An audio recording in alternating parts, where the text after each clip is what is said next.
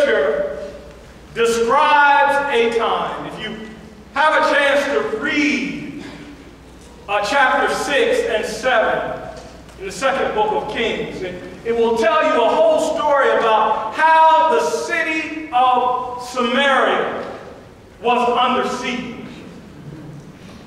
And what it means to be under siege, siege is a military tactic. That when you have a walled city that is there to protect a group of people. All right. In a siege, the invading army surrounds that city. Yes, it does. It gets in position far enough away from the walls that they cannot be hit by the arrows or the spears, but close enough yes, to keep anything from getting out yes, right. or going in. All right. And the tactic is to just wait the city out. Wait till the water runs out. Wait till the food runs out. Wait till the sanitation gets unbearable. Wait till sickness and disease take over. Wait till they come begging and open the gates and let you in. Samaria was under siege. The walls that were used to once protect them now became a prison. All right. The food and supplies stopped. Just like when gas gets short, the prices skyrocket. The Bible tells us that a donkey's head, when's the last time you ate a donkey's head? Ended up costing 80 pieces of silver. That's 3 months' wages. It had gotten so bad that the people had, in their starvation and desperation, had even resorted to cannibalism. Yeah. The scriptures tell us that 2 women agreed to eat their own children. They were starving. Disease was running rampant. Madness was taking hold. They were powerless to stop the destruction. Hopeless in their situation. The Syrian army was too big. They were surrounded. They were weakened. They were devastated. It was just a matter of time. All right. All right. But the interesting thing in this story is that while all this devastation, this starvation was going on, while all this hopelessness was taking hold, while they felt that there was no reason to keep on living, God was at work. I don't want you to miss this. While all these terrible things were going on, while death seemed to reign, while it seemed that evil had won the day, God was at work. All right, people. All right. While they were in there, in the midst of their misery, unable to see anything but the evil and devastation in front of them, God had scattered the army that surrounded them.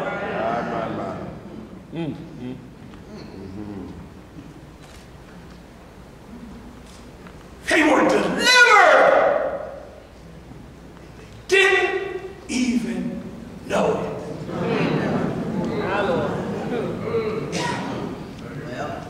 Somebody in here knows what I'm talking about. They were delivered and they didn't even know it.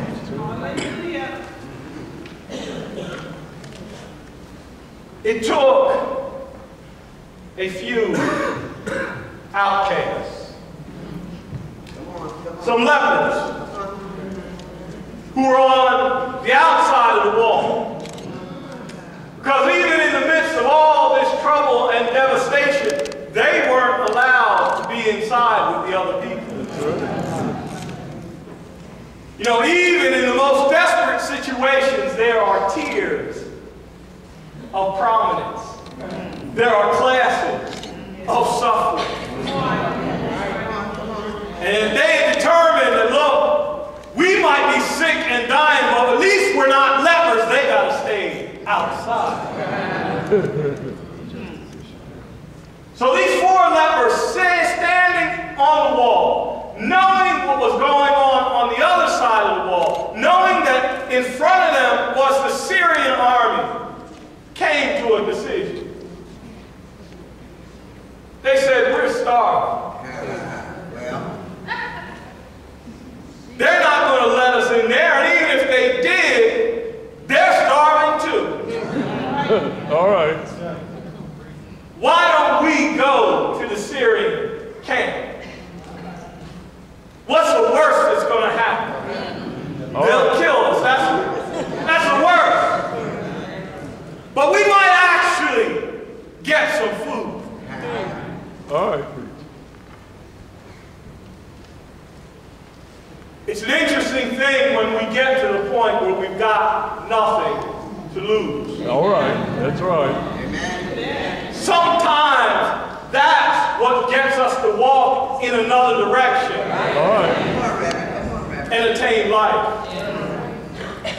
They walked to the camp, figuring they had nothing to lose. No reputation to lose, they were lepers. No food to lose, they didn't have it. No money to lose, they were broke. No clothes to lose, they were probably falling off their backs. They had nothing to lose. Even as far as they were concerned, their life wasn't worth saving. So they walked to the camp. And when they got there, they found that something had happened. They got closer. No soldiers. They figured if they get closer, somebody's going to stop them. No soldiers. They went up to a tent. Pull back the flap. No soldiers. No soldiers. Oh, what they found was food. all right. Wine. Water. Gold. Silver. Clothes. Weapons. Horses. Donkeys. Camels. All right. The Syrians had left, and left in such a hurry, they left everything they had in fear of their lives. Well, these lepers hadn't seen this kind of bounty in all their lives. And especially for the last several months that they were under the siege. So immediately they started gathering up stuff and stuffing food in their mouth and drinking up the bottles of wine. And they got some water later, but they got bottles of wine. All right.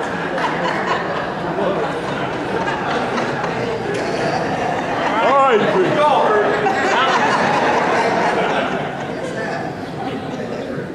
And they ate and drank until their bellies were full. They gathered stuff until they couldn't carry it anymore, and then they started digging holes and burying it and hiding it in places, whatever they could gather. And then all of a sudden they remembered.